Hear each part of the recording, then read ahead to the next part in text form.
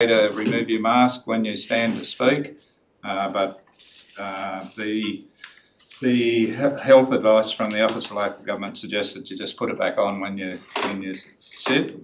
And now I'd like to do the acknowledgement to country. I would like to acknowledge the Kamilaroi people who are the traditional custodians of this land. I'd also like to pay respect to elders past and present, and extend that respect to other Aboriginal people present here this evening. And now, councillors and staff, if we could rise please for the opening prayer.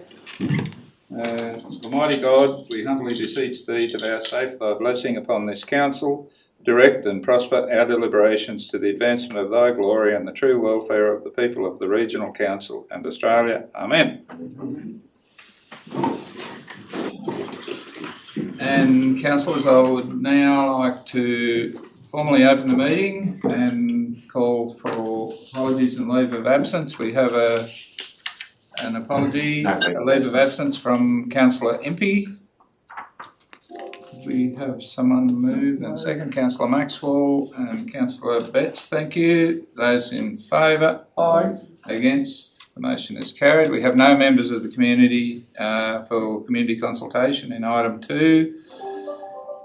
We move to item 3, minutes of the previous meeting. Could we have somebody move those, please? Councillor Betts and Councillor Tickle, thank you. Is there any issues arising from those minutes? If not, could I...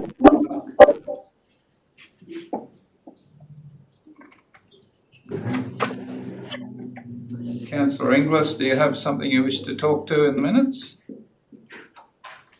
No, Mr Mayor. Thank you. So, councillors, I'd now like to put that motion. Those in favour? Aye. Those against? The motion is carried. Item 4, disclosures of interest. Are there any councillors wish to register any disclosures? Yes, Mr Mayor, Inglis speaking here. Items, I'd like to declare an interest in items 9.3 and 9.5 for reason that I'm a director of State Cover Mutual Limited, and Tamworth Regional Council is a member of State Cover Mutual Limited and holds a partly paid share in such entity. It's a less than significant non-pecuniary interest, and I'll remain on video link and participate in the debate. Thank you, Councillor Inglis. I'll note that. Any other conflicts? Or if not, we will move then. There is no mayoral minute. We have a notice of motion moved by Councillor Rodder. Do we have a seconder for that motion? Mr Mayor, I'll second that for the purpose of... Thank you. So, Councillor Rodder, do you wish to speak to your motion? Thank you, Mr Mayor. I'd like to also thank Councillor Wilson for seconding this notice of motion, at least for discussion. I've lost count about the number of electors that have said to me at one stage or another that they should have the right to select their mayor rather than the councillors. This motion seeks to address their question by putting it to a referendum to determine if the people wish to select their mayor or retain the current arrangements of the mayor selected by a majority of councillors.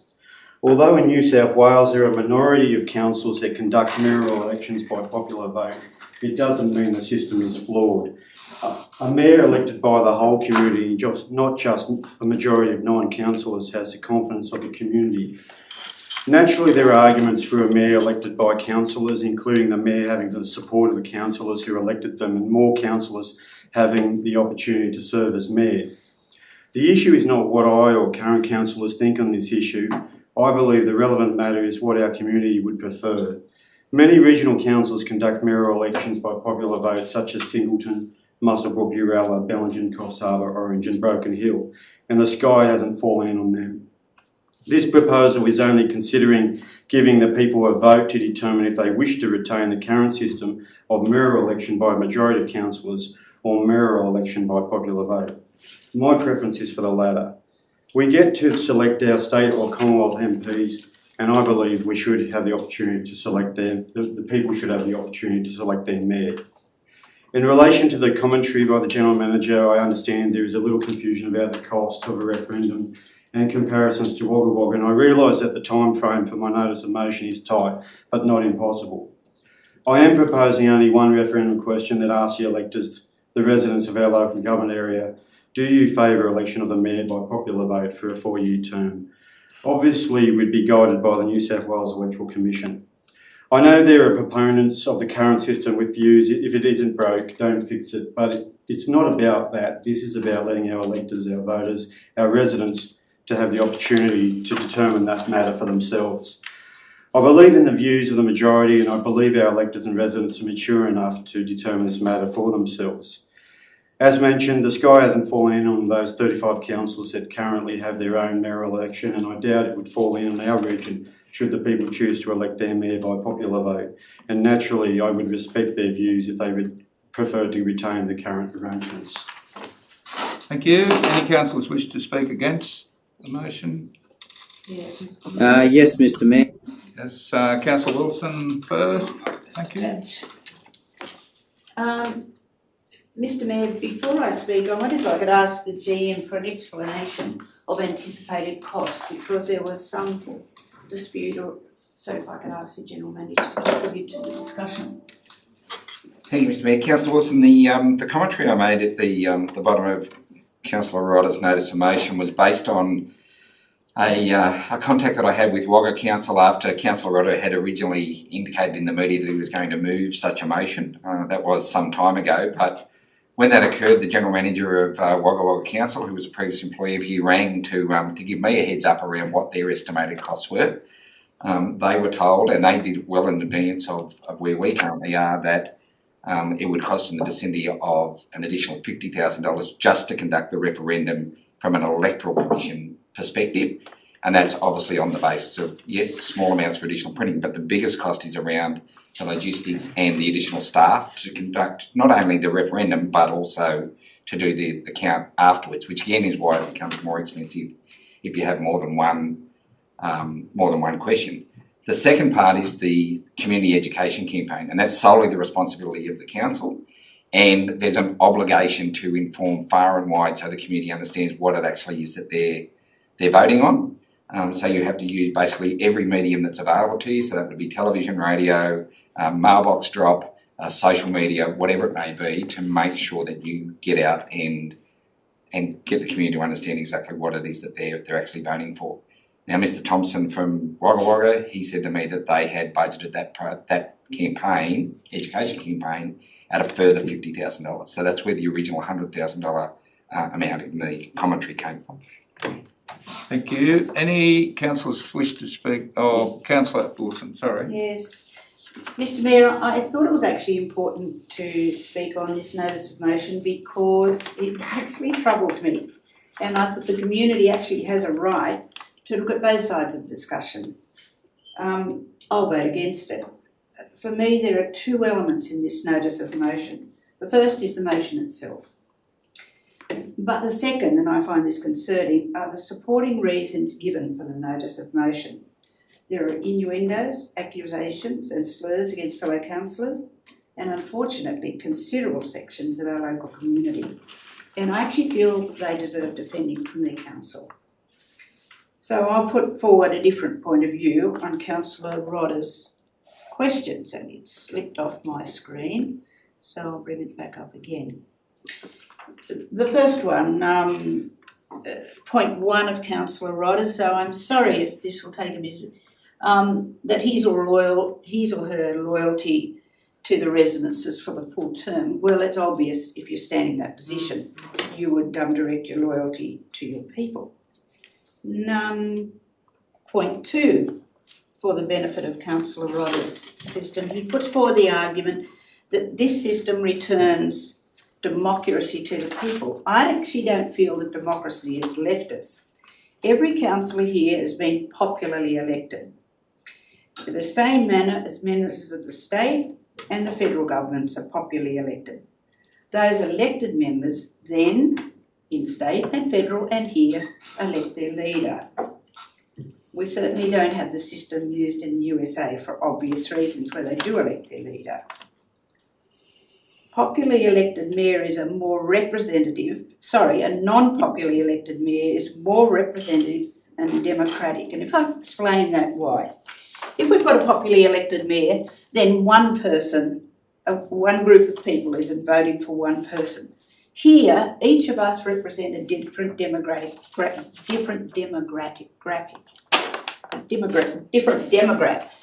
of the region.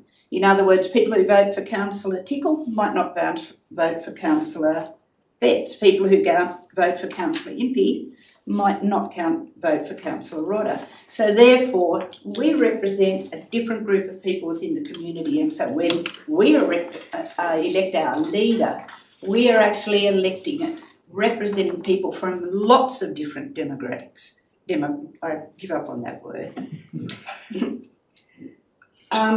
So therefore, it's a broader perspective. The mayor would need the respect of the council in order for it to serve the community and to be respected as a person. So in other words, we vote somebody who we know will lead the council. We respect that as a person, as a leader and as a individual. And to be respected, you'd have to have a demonstrated commitment to the community, experience in management, business and community, etc. I see a popularly elected mayor favours those with the most resources, and we see that obviously in the USA. Most financial resources, most human resources, most time and most personal ambition, or alternatively they're pushing a popular one-issue agenda. The third one's pretty interesting. It's interesting that Councillor Rodda uses popular council elections. What this is talking about is popular mayoral elections. Popular council elections, as Councillor Rodda says, modernises the way people of the Tamworth region would elect their mayor. Well, this system's been available since the early 1990s, so it's been available for 30 years. It's certainly not modern, it's just different. And that's just, but it's just not been selected by many councils. Over 70 councillors don't see this as a sound way of running their council. Another issue that causes me problems, imagine if the GM was working with a popularly elected mayor who didn't have the support of his council. It'd be almost unbearable. Popular council elections encourage a younger, wider involvement. Why? Councillor Treloar was several years younger than Councillor Rodda when he was elected as mayor, and he was elected under the system we have where the council elects their leader. Councillor Wilson, your time is nearly up, so okay, well, I'll hurry then. To a close. There was some things here that really worried me. Councillor Rodda's perception that council is controlled by a cartel of vested interests. That's an astounding accusation, and Councillor Rodda might choose to expand. If Councillor Rodda had taken the time last Thursday to attend the early morning regional housing forum, he would see that, and if I may take time, here Councillor Rodda says that there are councillors are considered as an old boys club, possibly doing the bidding of commercial interests and prominent local business owners, such as developers and real estate agents. That's astounding and a real blight on community. I saw no brown paper bags passed under the tables at our regional housing forum, and if Councillor Rodda had taken the time to go to that early morning meeting, he would have seen the intense cooperation, inspiration, Councillor innovation, Wilson, your time is up. Thank you. and genuine involvement of Thank those you. parties that he mentioned. Thank you. Councillors, is there anyone else who wishes to speak for the motion? If not, I'll open the floor for comment. Councillor Inglis, do you wish to make a comment? Thank you, Mr. Mayor. Only 30% of councils in New South Wales use popular vote. And there's a reason for that. It's risky. the possibility of democratic failure and meaningful disruption to good governance and sound and stable community leadership is real. Very real, and I have witnessed it firsthand. And yes, it can work, and I have also witnessed. But for Tamworth Regional Council, where is the evidence to justify entertaining this risk? What is the problem we are going to solve? There is no evidence and there is no problem to solve. TRC over many, many decades can pride itself on stable and united civic leadership, sound governance and team-based strategic planning. I strongly encourage my fellow councillors to vote this down. Thank you. Thank you. Any other comments, councillors? Councillor Maxwell? Mr Mayor, I was determined I wasn't going to speak on this, but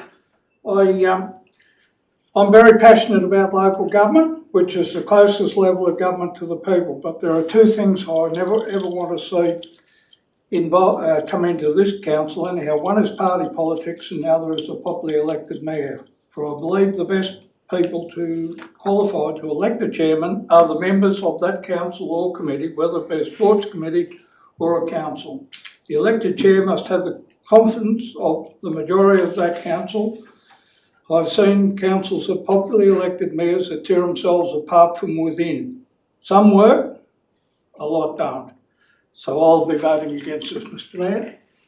Thank you. Any further comments, councillors? If not, Councillor Rodder, do you wish to reply? Thank you, Mr Mayor. Just so in relation to, yes, I do take the point, 30% of councils have popularly elected mayors and about 70% don't. But in relation to, you know, their governance and whether they're you know, fight at each other, I mean, we've seen the evidence of a council north of Tamworth that is, you know, the mayor is elected by the councillors and it has torn itself apart. So, I mean, yes, there are those examples probably of popularly elected councils with dysfunctional councils, and there's certainly those examples of councils with mayor elected by the councillors that have dysfunctional councils as well. But this is not about consideration of the views of current councillors or meddling with the governance of council or anything like that. This is about empowering the electors with an opportunity to vote. And that's all it is at a constitutional referendum for their preferred method of election of their mayor, either by the current arrangements or by popular vote. It's not about the councillors' views, it's about the community's views. And I ask that you consider supporting the democratic principles of you know, Australia and our region, and allow the fine people of our region the opportunity to determine the question at a referendum. Look, I understand there's probably no perfect system, and I certainly mean no slight on any fellow councillor or member of the public in the commentary. That was merely trying to get the views of some that they feel that sometimes you know, local government areas are run by what people perceive to be an old boys club, and I'm not endorsing that. I'm just saying that that is a stereotype that some councils seem to attract, that sort of view. It might not be the majority view, and it certainly might be completely unjustified. I just feel that, you know, by giving a position as the mayor to the people to determine who they select, rather than a majority of councillors, I think that is a better way forward and can clear the air of that sort of, I guess, ill will in the community. Thank you. And Councillor Rodder, that closes the debate. So I'll now put the motion. Those in favour? Those against? The motion is lost. Could I have that division, Mr Mayor? Yes, the count is 1, 2, 3, 4, 5, 6, 7 against, 1 for. Thank you. Councillors, that brings us now to item 8.1. Councillor moved, Councillor Tickle, and seconded Councillor Betts. Thank you. Councillor Tickle, do you wish to speak to the motion?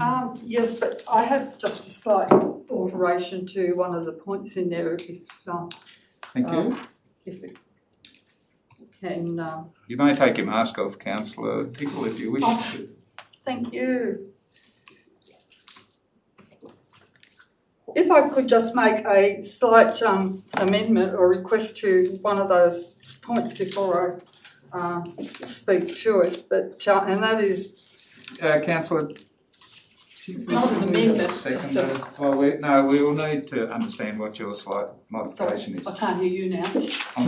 I'm sorry. We'll need to have your slight modification before I call for a seconder. Thank you. All right. So if I could just modify this slightly through the Director of Regional Services, if I could ask if 8.6D relating to Burke Street and the placement of ticket machines, and I wondered if the meter located in front of 30 Burke Street, if it could be shifted to the top side of the driveway. At the moment it's practically right at the front door of that business, and the business has spent considerable money beautifying the building, as has the person next door. It's not an issue about whether there's paid parking or not, it's purely a request if the meter could be changed. Thank you. Do we have a seconder? Well, I'll second. Second, I have seconded Laurie, but yeah, I'm happy to accept that amendment. Thank you. So, Councillor Tickle, do you wish to speak now to the motion generally? We've got a number of recommendations here before us this evening. And it was a very lengthy meeting with a lot of lengthy proposals here. It's no secret that I'm not fond of paid parking on the southern side of White Street because it's a very underutilised area. I've never been in favour of it having parking meters there. Immediately that we installed parking meters some years ago, it moved the traffic around into Peel Street, so it's difficult for people to find a park in front of the library and the art gallery. All we've done is shift the traffic around there because basically people, if they can, they'll go into a park where they don't have to park. We've got up to 40 car parks on any given day sitting there empty in White Street, and it's a gross underutilisation of our car spaces. In fact, in our strategy and our action plan, one is to make the best use of existing parking resources and to utilise the car spaces and keep traffic moving through the CBD. I agree we've got to keep traffic and parks and people moving through the CBD. However, I can guarantee there's not a problem on the southern side of White Street because there's very little movement. But apart from that, I do support the motion. Thank you. Any councillors wish to speak against the motion? Any councillors wish to make a comment? Councillor Wilson. I'm ready to fix that.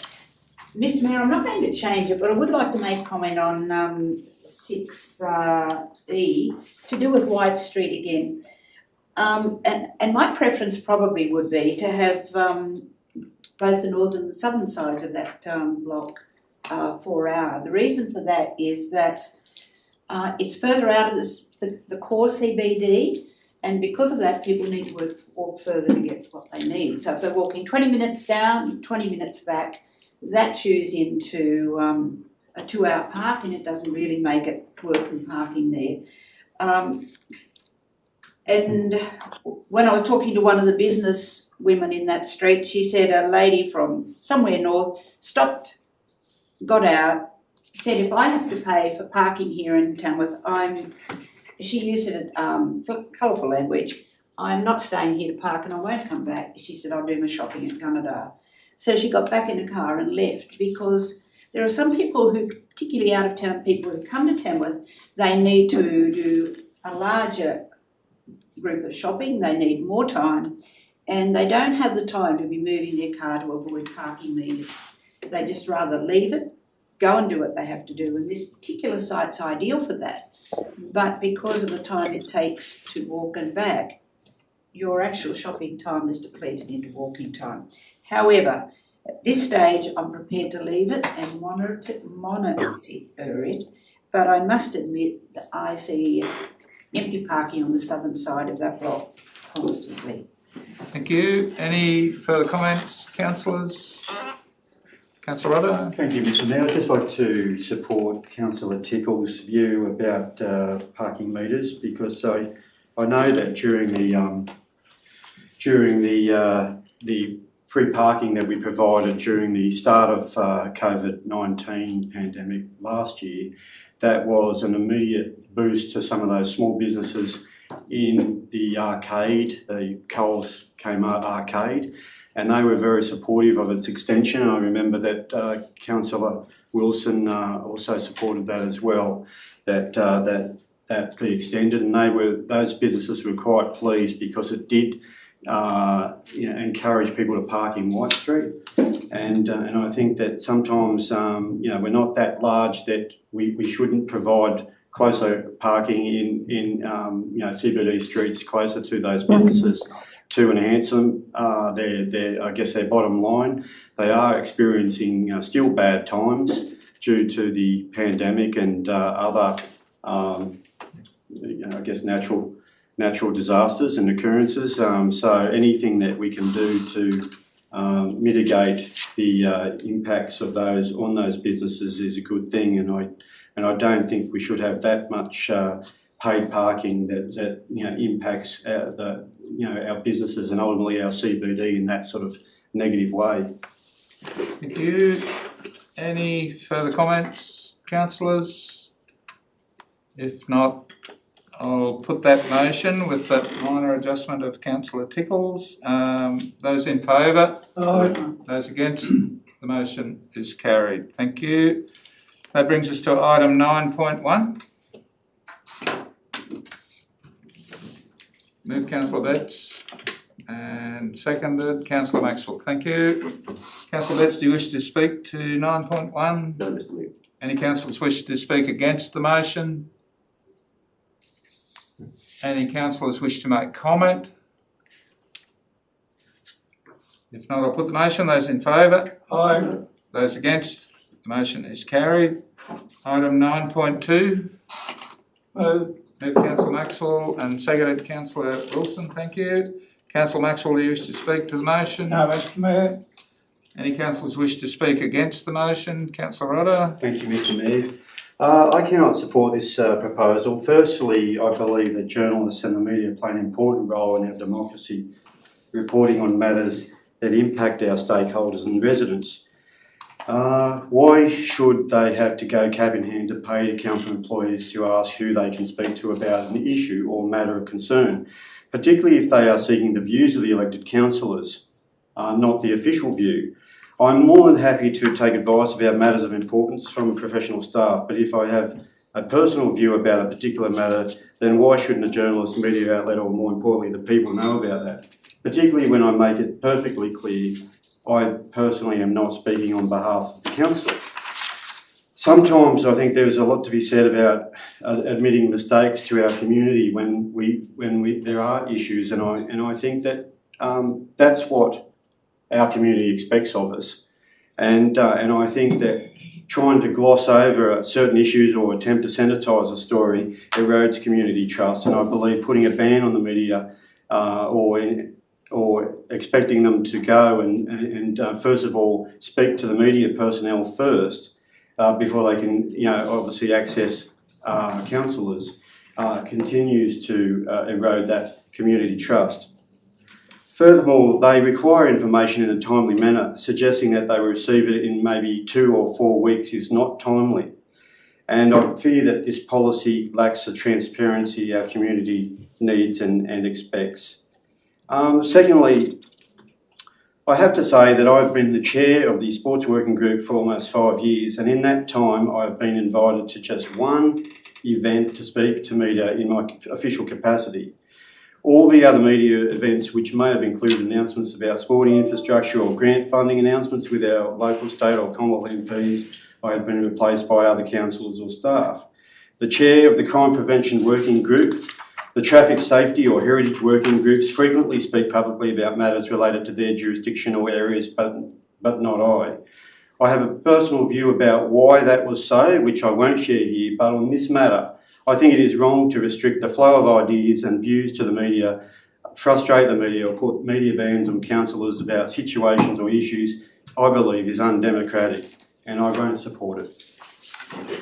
Councillor Rodder, I'm not sure that you've read the same report that I've read, but the report that I read, or my interpretation of that report, doesn't preclude councillors from speaking to the media on any issues.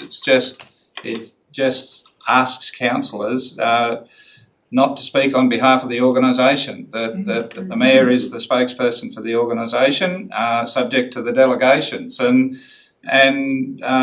there's nothing in this report that suggests you shouldn't talk to the media about your views on anything and everything the council does. That's certainly not what the report's about. And with regard to some of the sporting announcements, many of those are council is invited there on behalf of our local members, both state and federal. Council doesn't organise all of those media functions, and I guess it's the privilege of the state member or the federal member to invite whoever they wish. And this report is actually formalising one of the matters that you raised there about speaking on behalf of that issue. That formalises it for the council staff, know who they should contact. If it's a sports-related matter, they would automatically go to you. So I just don't quite understand where you're coming from with those comments. So councillors, is there any other councillors wish to make comment? Councillor Inglis? Thank you, Mr. Mayor. I know the Audit, Risk and Improvement Committee don't get a whole lot of opportunities to speak with the media, but because it is a policy, and I'd be interested in your view, Mr. Mayor. We've got down the GM as the proposed spokesperson. As you know, the General Manager's not even a member of that committee.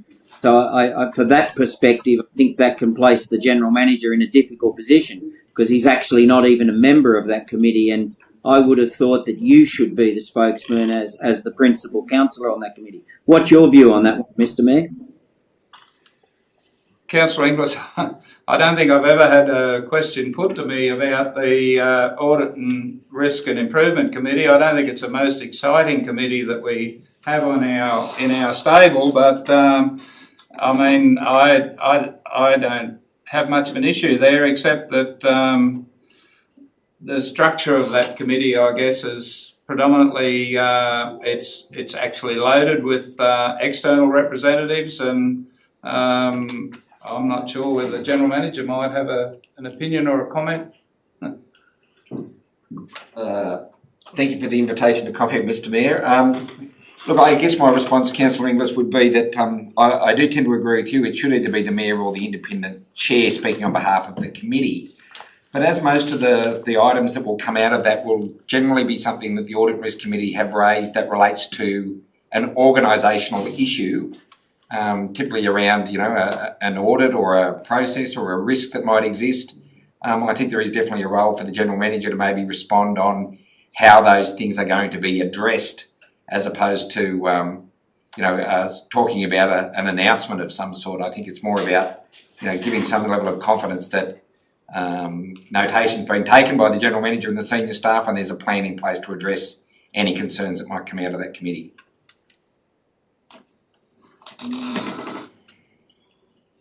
Back to you, Councillor Inglis. Is there anything further you wish to comment? No, thanks, Mr. Mayor. Thank you. Councillor Webb? Thanks, Mr. Mayor. I just think that the recommendation should also recognise that the delegations for this will cease when this council, when this current council ends its term at the end of August, because the committee, this is only going to last for a couple of months, and then there'll be a new council, and it needs to be revisited. So there needs to be some recognition in the recommendation to say that. Councillor Webb, certainly my interpretation is that the delegation refers to the chair of those committees rather than the people who occupy the chair at the moment. Those committees will be reviewed at one of the very early meetings in the new term of council, and that's certainly my understanding. And Mr Mayor, it actually names the councillors, so I think whilst it might be the chair, but it does name the councillors. Thank you. I'll ask the General Manager to comment, Councillor Webb. Thank you, Mayor. Councillor Webb, I think that's a really good point. I think, potentially we could just put in the column with those delegations, actually say that he's the chair of the committee and then put in brackets currently councillor such and such, so that when that councillor is replaced as the chair after the election, then we won't necessarily have to update all of the delegations again. It would still be the chair, and we're just noting it there that it's currently whichever councillor is allocated.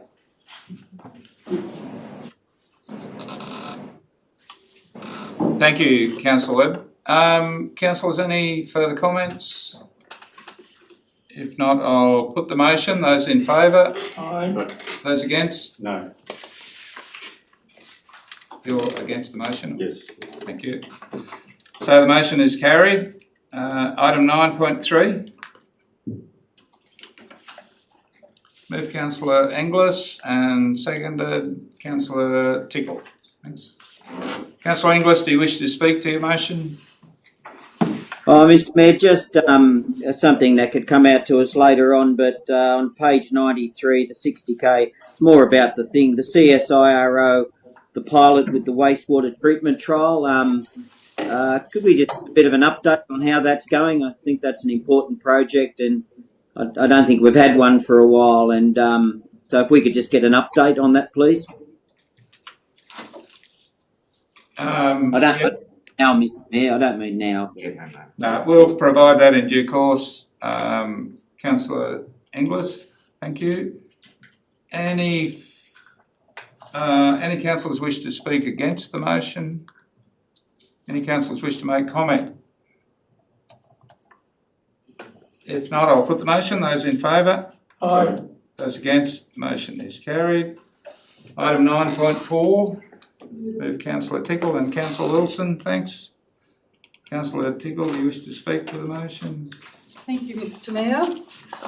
This is indeed a positive report. Finances have been very well managed, and considering our low interest rates, the effects of COVID and drought, we're in a strong position. And Mr Mayor, these results can only be achieved with strong, sound management and leadership within this council, and the understanding and contribution from the community. Congratulations and thank you to all involved in building and maintaining a responsible financial management whilst providing a high level of service to our community. This is just one demonstration of what a strong council we do have under the current structure. Thank you, Councillor Tickle. Any councillors wish to speak against the motion? Councillor Inglis? Mr Mayor, I assume we're talking about item 9.4. 9.4, yes. Okay. Just to make a note, for the purposes of the minutes, Mr Mayor, in the investment summary, in the attachments on page 97, it refers to the investments being as at the 30th of April. That should be the 31st of May, of course. So just for the purposes of the minutes, that should be corrected. Thank you. Thank you, Councillor Inglis. Councillors, any further comments on 9.4? If not, I'll put the motion. Those in favour? Aye. Those against? Motion is carried. Item 9.5. Move Councillor Tickle and Councillor Inglis. Thank you. Councillor Tickle, do you wish to speak to the motion? Yes, please. With pleasure. The annual operations document details our projects, services and activities and the budget for the next 12 months. This is a bumper budget, the biggest one ever, a budget with a total spend of $251 million approximately, inclusive of $105 million capital works programs. We're going to see improvements with local facilities and infrastructure with this type of spend, and whilst doing all of this, we're still in our budget forecast going to achieve, we hope, cash surplus is approximately $150,000. So this is a sterling effort. Some of the budget allocations include roads, bridges, parks, reserves, showgrounds, shared pathways, waste and water infrastructure and many other projects which will benefit the community throughout the entire Tamworth Council regional area.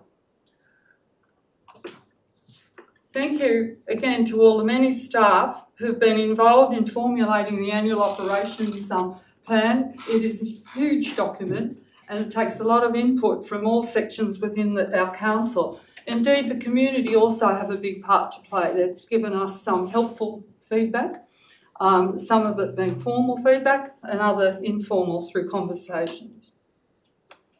The community submissions and suggestions throughout the year are always so very helpful in formulating the projects that we fund. All of the projects, BENS are going to be creating much needed economic activity throughout our entire community and the regions. And it's also going to involve a lot of project management by TRC. There's some huge projects in there. And just to highlight the projects, some of the projects that will be happening, there is a spread across the whole of the regions. We've got Barrabo, Bendemeer, Katingor, Manila, Moonbi, Nundle, Tamworth, and not to be forgotten, the villages. So this plan indeed encompasses our entire Tamworth Regional Council area, a very thorough plan, and it's going to be a wonderful 12 months as far as all our projects and our spend and the management of those. So again, thank you to everyone involved in formulating the annual operations plan. Thank you. Any councillors wish to speak against the motion? Any councillors wish to make comment? Councillor Inglis. Oh, Mr. Mayor, just a couple of comments. We're in different times with COVID, and as all councillors would know, a couple of our business areas have been hit particularly hard by COVID, and by that, like the airport, our entertainment venues, our pilot training facility. But notwithstanding all that, we have to deal with the cards that are dealt to us, and so we're going to have to, council's going, particularly the new council, Mr. Mayor, is going to have to be particularly vigilant going forward in relation to, you know, new proposals and new spends, because an area of concern that we do have to keep a very close eye on is our unrestricted cash. This would be one of the first times where we've specifically budgeted to fall below our minimum balances as per our policies, both for general fund and water fund. So we're going to have to be particularly vigilant in that area. And as you know, Mr. Mayor, there's two important projects not even in this budget, and that's the Aquatic Centre, of course, and the Performing Arts Centre. So important matters that I know everyone's keen for, that at this point, even in our budget. Mr. Mayor, my last comment would just be around our operating performance ratio. We know there the benchmark is 0, and for next year we're well below that. Even the water fund for the first time is predicted to have a negative operating performance ratio. And as we know, that's the relationship of operating revenues to our operating expenditure, and the General Manager in particular would know the importance of that ratio. So we're going to have to be on our game, Mr. Mayor, and over the next 12 months, and I think a lot of it will depend on how long the constraints of COVID will be upon us. But as I say, we have to deal with the cards we're dealt, and we're going to have to keep a close eye on our budgetary position going forward. Thank you. Thank you. Any further comments, Councillor Maxwell? Just a very small point, Mr Mayor, in just where it says about advertising and so forth, the Barraba Gazette is no longer in existence. Just for the minutes, that's all. Thank you. So, councillors, if we have no further comments, I'll put that motion. Those in favour? Aye. Those against? The motion is carried. And that brings us to item 9.6. Move Councillor Wilson and Councillor Betts. Councillor Wilson, do you wish to speak to the motion? Any councillors wish to speak against the motion? Any councillors wish to make comment? If not, I'll put the motion. Those in favour? Aye. Those against? The motion is carried. Item 9.7. Move Councillor Tickle and seconded Councillor Maxwell. Thank you. Any councillors wish to speak against the motion? Councillor Rodda. Thank you, Mr Mayor. Again, much like last year, it is not a timely process to be voting on increases to councillor allowances when people are still struggling with their own incomes in the community, and I just think it's rubbing a little salt into the wound for those members of the public that do struggle to make ends meet, that we would be able to vote on something such as a pay rise in the current circumstances. Thank you. Any councillors wish to make comment? Councillor Tickle? Oh, I just marked right a reply.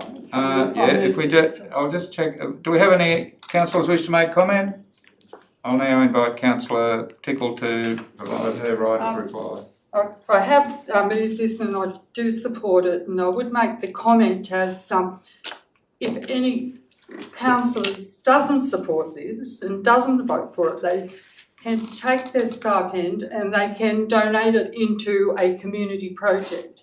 I believe years ago when Lord Mayor of Sydney, Clover Moore, she held two positions. She was a state member in the Legislative Assembly and she was also the mayor. She donated one of those salaries, in fact her mayoral salary, back to the community. So if any councillor in this council or any other council votes against this, doesn't think it's right, well, let that person, let that councillor go public, put the money on the table, find out which projects you'd like to fund and fund them. There's nothing to stop anyone making that donation. I think this council has been very sympathetic towards people during hard times. We have our rate policy, our rate assistance policy. We have other measures which we implement. When anyone has a problem with any type of infrastructure around their home, be it water or anything else, anyone I've reported, councillors are straight there, problem fix, and no charge. We provide a lot of services to our community, and I think it's wrong to say or imply that we don't, and by not accepting this, some reason everyone out there is going to be better off. We've just seen this bumper budget, this expenditure we're going to have this year is going to benefit our entire community. So, Mr Mayor, I still stand by to support this, but I'll again reiterate, if anyone is against it, put the money on the table, put the stipend on the table, and let's see where you're going to donate it in the community. You don't have to take it. Thank you, and that closes the debate. Councillors, I'll now put the motion. Those in favour? Aye. Those against? The motion is carried. Brings us, councillors, to item 10.1. Move Councillor Inglis and seconded Councillor Betts. Thank you. Councillor Inglis, do you wish to speak to the motion?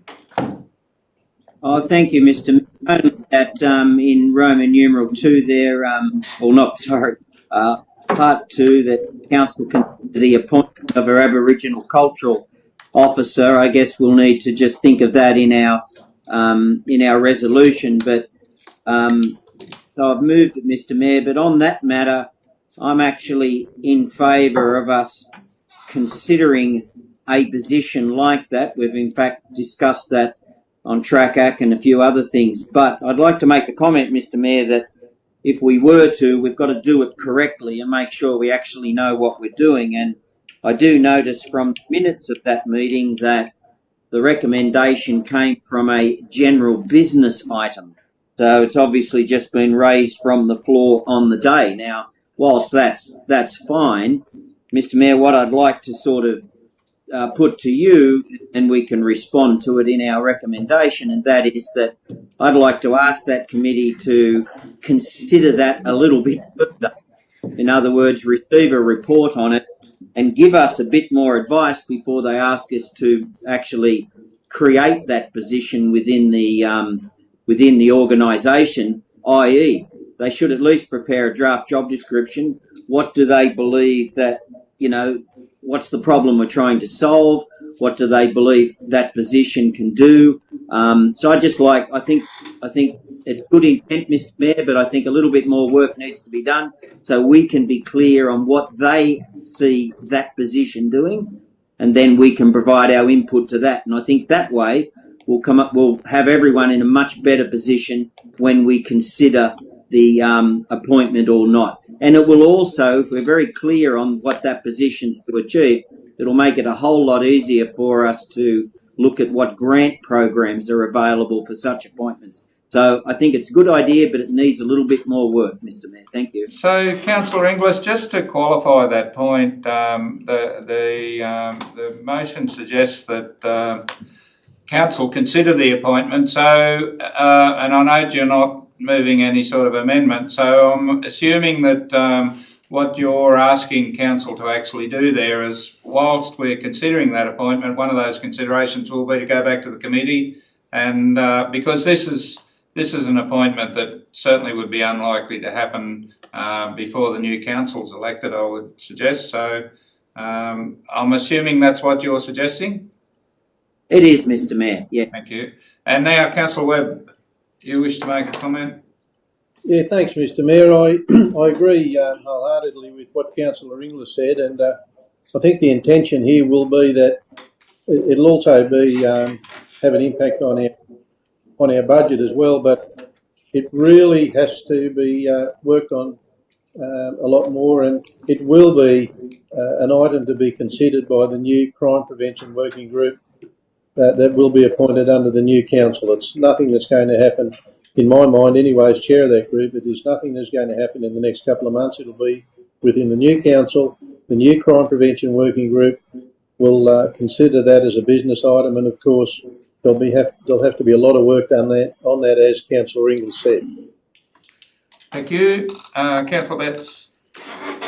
Yeah, thanks, Mr. Mayor. I've got a slightly different view to Councillor Inglis and Councillor Webb on that one. Having attended the Crime Prevention Committee meeting, while it's an absolute, a no-brainer that we do have a Aboriginal cultural position, but it shouldn't just be the Crime Prevention Committee. It's a council decision. We have a reconciliation plan that embodies the entire council organisation, and we should be looking at it from a complete council organisational business perspective and a cultural perspective, so that it's all inclusive, not just the Crime Prevention Committee, because it has so many more benefits other than from one particular working group. Thanks, Mr. Mayor. Thanks, Councillor Betts. And I think the intent was certainly that would be further considered by the Crime Prevention Working Group and then come back before council for consideration. Councillor Wilson. Yes, also being a member of that group and being at the meeting, Mr. Mayor, this issue was raised by Jeff Budd, really saying there are so many councils that do have an Aboriginal cultural officer, and it takes so much of the angst out of many situations that occur. He spoke at length about it, and we had quite a discussion later, and the cultural, Aboriginal cultural officer will not only be functioning obviously in crime prevention areas, but certainly, as you said, in all areas of council and she will take up so many more of the negotiations in different areas that are appropriate and be a stable and consistent element within council that can function within this section of the community that's so critical and that we need to get so right. So it's actually quite an exciting prospect. And when we do go into the appointment further, it would be good to speak to councils that already have an Aboriginal cultural officer and just see in what dynamic that functions and what areas it takes up, because I think it would be a real benefit to us here. Thank you. Any further discussions, Councillor Rodda? Thank you, Mr Mayor. I think there should be no delay to seeking the services of a person in that position. We have a high Indigenous population, and I think that anything that we can do to making our relationship with that community better and more seamless would be a great thing. And I think that we should not delay it until a new council is elected, because I think we should have one regardless, given our significant Indigenous population and the some of the challenges that we have. Yeah. Any further comments, councillors? If not, I'll put the motion. Those in favour? Aye. Those against? The motion is carried. Councillors, that brings us to item 10.2. Councillor Wilson and seconded Councillor Tickle. Thank you. Councillor Wilson, do you wish to speak to the motion? Yes, Mr Mayor. There are two recommendations embedded in the report, and they're quite interesting actually. This is a new committee essentially, starting from the ground up and working with wonderful community members. But that ACOM be provided to all Tamworth Regional Council frontline staff. And that was something that came out of the meeting where we had two community members that were involved in the community groups that find Tamworth quite difficult to be embedded in. And they're members of the I always get this confused, the LGBTQ community. And the information they provided did indicate that there are areas where we can help these people feel more included in their own community. And one of them was to be received in reception areas, such as our front line, such as in businesses, in different ways that just make it less inhibitive for them. I have to admit, I was quite startled when I found that, when I learned that many people feel imprisoned in their own homes because they're so self-conscious about going out and performing everyday processes that are involved in living, such as paying rent, buying products, even in feeling inhibited about going into a store because of what might the reception might be or not be.